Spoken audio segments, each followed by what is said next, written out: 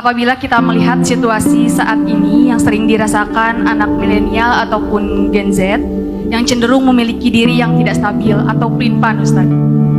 Contohnya beberapa saat mungkin merasakan ingin menikah yang menggebu-gebu, mungkin sesaat takut untuk menikah, beberapa saat melakukan hal baik yang wajib menurut agama serta sunnahnya, namun terkadang juga goyah dengan imannya.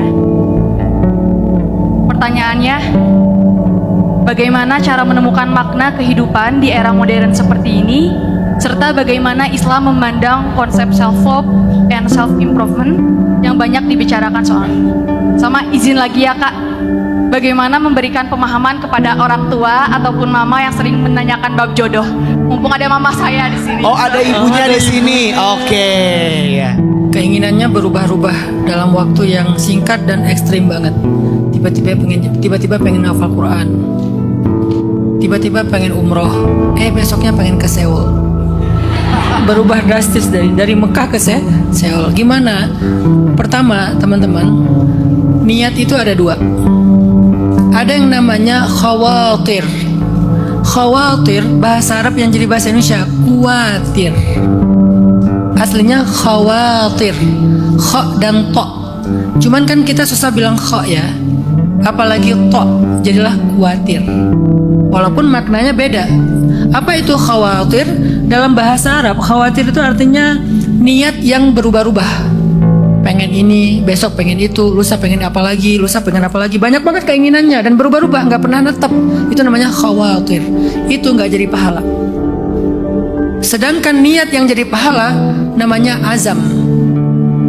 Jadi ada kata azam. Fa'idha azamta. Kalau kamu sudah berazam, apa itu azam? Niat yang kuat. Pengen jadi hafiz. Mulai deh merintis ngafal Al-Ikhlas dulu, Al-Falaq, An-Nas, Al-Kafirun. Walaupun Al-Kafirun ujungnya agak bingung nih. Muter aja la abdu mata abdun wala antum abidun nama abud wala ana abidun ma'abudtum wala antum abidun nama abud wala ana abidun ma'abudtum wala antum abidun nama abud wala ana abid. Muter aja di situ. Kalau ternyata dia meninggalnya pas dia baru selesai juz amma, juz 30, tapi dia berazamnya 30 juz, maka pahalanya menghafal 30 juz.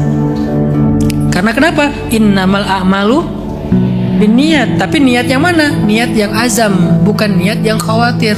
Bedanya khawatir tuh nggak dituangkan dalam bentuk ikhtiar, cuman pengen doang gitu. Kalau azam sudah ikhtiar, cuman nggak berhasil. Maka berazamlah menjadi hafiz-hafizah dengan syarat belajar mulai ngafal pelan-pelan. Nggak tahu nanti jadinya selesai atau enggak. Pokoknya serius aja dulu ngafal semampu kita kan ya. Tapi jadinya pas meninggal dapat 1 juz, dapat 2 juz, dapat 3 juz, 30 juz. Karena kalian sudah berazam. Pengen umroh, nabung sebulan 100.000, sebulan 1 juta, sebulan sekian. Nggak dapat nih hajinya atau umrohnya, apalagi haji gitu kan. Sampai kalian meninggal nggak bisa haji karena uang tabungannya nggak cukup, maka kalian sudah haji. Itu dahsyatnya nih niat. Makanya kata pelin-pelan ini saya pengen kita merubahnya, coba pelin-pelan khawatir dirubah menjadi azam. Bedanya apa? Azam itu sudah jadi ikhtiar, udah dilaksanakan walaupun belum sempurna, walaupun belum selesai, tapi udah dilaksanakan semampunya. Apapun kebaikan yang kalian inginkan, lakukan dulu aja.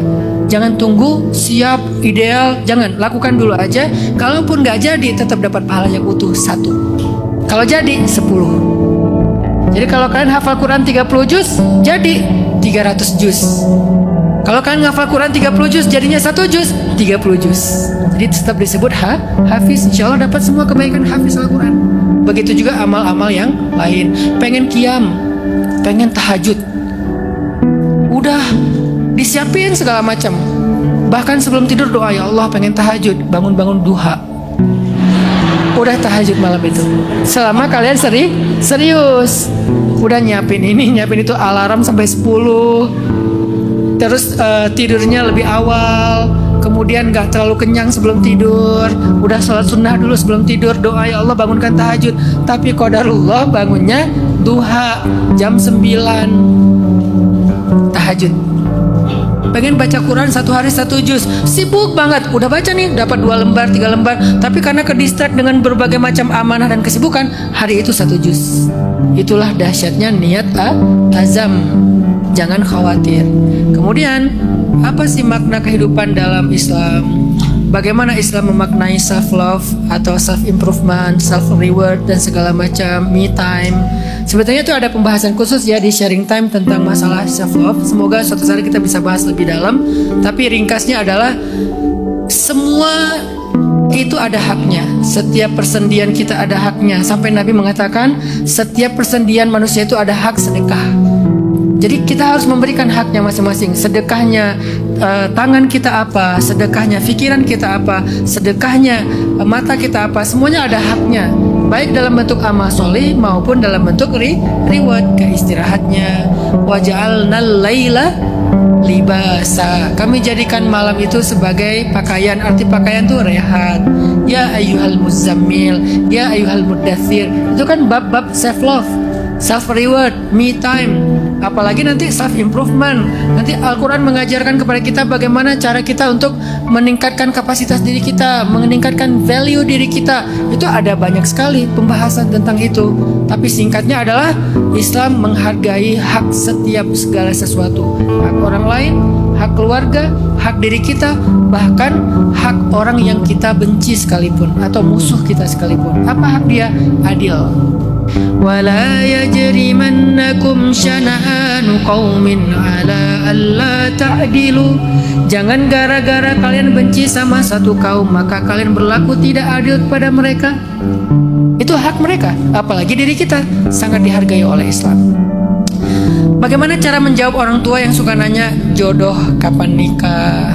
Setelah punya anak, setelah menikah kapan punya anak? Setelah punya anak kok nggak mirip sama kamu?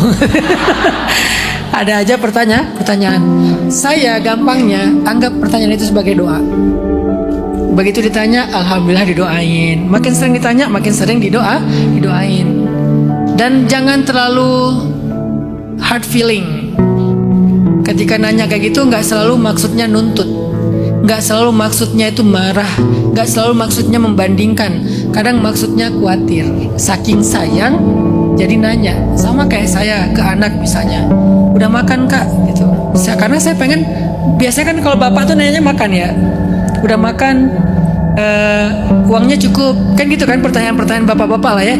Itu tuh bukan karena saya pengen mengaudit dia. Ketika saya tanya uangnya cukup kak, bukan mau audit, bukan saya mau dapat laporan uang kemarin gimana laporannya, bukan, khawatir aja.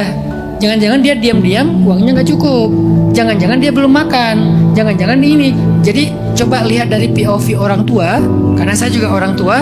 Sering banget orang tua itu agak bawel karena khawatir, karena sayang. Tapi orang tua juga harus mengerti. Jangan sampai kita terlalu sayang bikin anak kita nggak nyaman. Dua-duanya harus saling sama-sama saling mengerti. Tapi dari POV anak, lihat itu sebagai kasih sayang, lihat itu sebagai doa. Insya Allah nggak akan jadi baper karena itu. Allahu a'lam.